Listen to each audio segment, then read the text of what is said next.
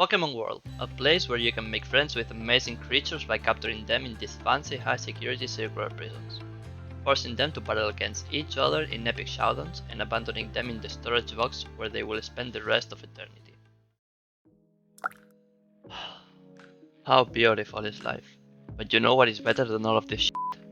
You're right, shiny Pokémon. Shiny Pokémon are like that 1% of the population that are strong, handsome, and intelligent at the same time without having to do anything. They are extremely rare, like you, but in a different way. Without any boost, the probability of finding a shiny Pokémon is 1 out of 4096, which means you have a probability of 0.0244% every time you enter a combat. Considering that each soft reset for the Nintendo Switch takes about 40 seconds, if we multiply this number by 4096, we obtain this large result I am too lazy to pronounce. Now dividing by 3.6 thousands, the total amount of time is 45.51 hours for the worst case. So you better hack your Nintendo Switch and use Pokéhex.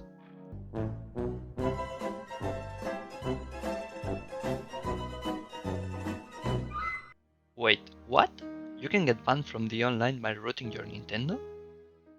Well, what if I told you we can control our Nintendo using Python?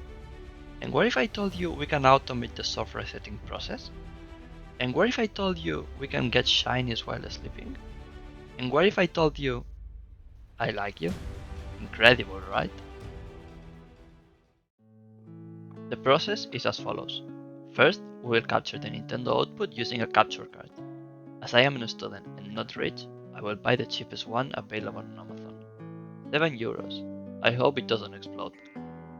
Second, the algorithm will enter the combat and check the color of the Pokémon. Third, if it is not shiny, it will repeat the process.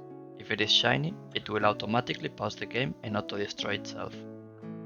Fourth, we have to go to sleep and let the program make its magic.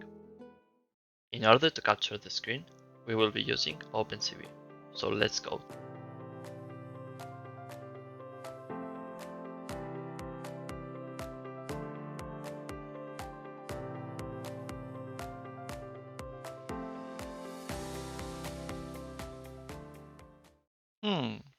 Maybe it's a good idea to turn on the Nintendo.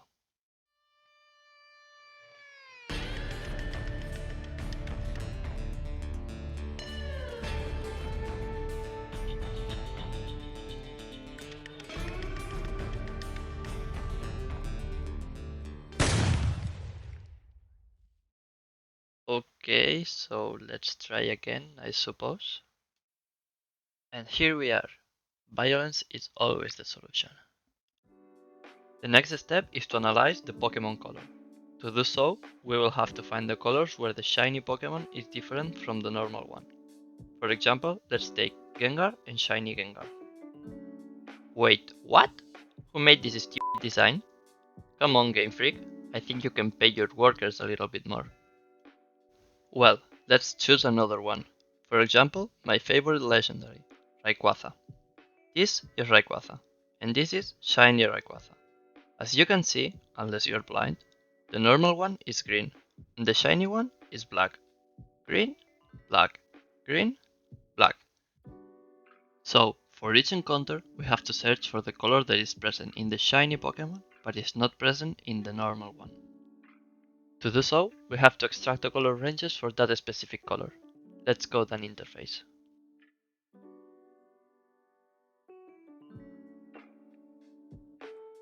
Nice. I thought it was going to take me like 1 or 2 days to code this, but it took me like the whole week.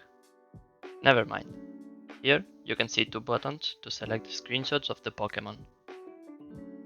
At this point you may be thinking, do I need a screenshot of the shiny Pokémon to get the shiny Pokémon? You kidding me?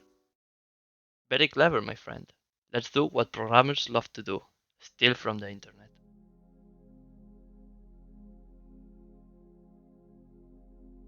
Much better. Now we have to find the ranges where the upper image has white colors and the lower one is fully black. So let's move these slides here.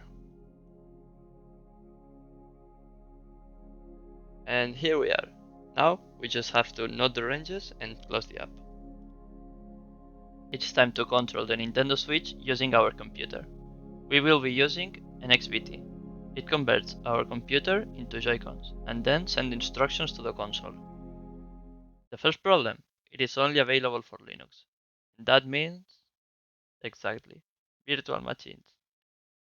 After one day solving compatibility problems with Linux, my virtual machine is not able to detect the capture card. I have tried everything, even violence again, but I lost this battle. I don't know why, but I always end up using this. But there is no time to cry. I remembered I had a Raspberry Pi for which I had to sell one of my kidneys to buy it. It is the Raspberry Pi 4 Model B with 8GB of RAM Super Ultimate Plus, which can cook you the dinner if you want and which have been in the original box for more than 1 year without being opened because the university is so fun that I barely had time for social life. The positive side of using the Raspberry is that if I leave the program running all night, it won't make as much noise as my computer. The negative side is that it is slower. While my computer can record and process images at more than 20 FPS, the Raspberry only gets up to 5 FPS. This is unimportant, as we don't need to process images that fast, so it will work anyways. Otherwise, you wouldn't be watching this video. Now, we have to code some macros. We will need a macro for restarting the game, and another for entering the combat. At this point, I have to apologize. Since Rayquaza takes a lot of steps to capture in Pokémon Brilliant Diamond, I went with Giratina. The process of selecting the colors is the same. Here, you can see the result.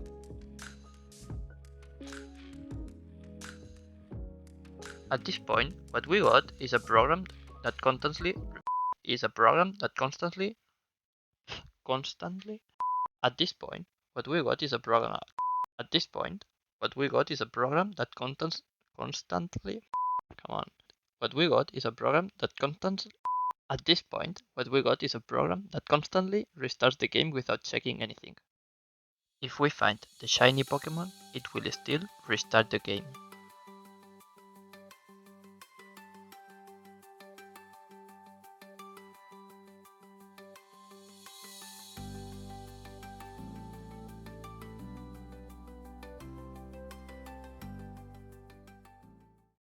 I will now explain you the full structure of the Python project. The main program will be executing all the image processing related stuff. Meanwhile, a second thread will be in charge of the interface. They will be connected through a queue. The main thread will send the images and the interface will receive them, avoiding this way any race condition. If the human closes the interface, the second thread will kill the main execution in a suicide attack, also ending his life. Secondly, there will be an extra thread controlling the Nintendo Switch. It will have to start the game and enter the combat.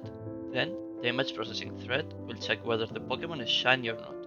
If it is not shiny, it will repeat the process in an infinite loop while I'll sleep without hearing the sound of my computer phones. But if it is shiny, it will pause the game, close the connection, kill the program itself, and let the Raspberry rest from the intense day. After solving some bugs, it is time to execute the final version of the program.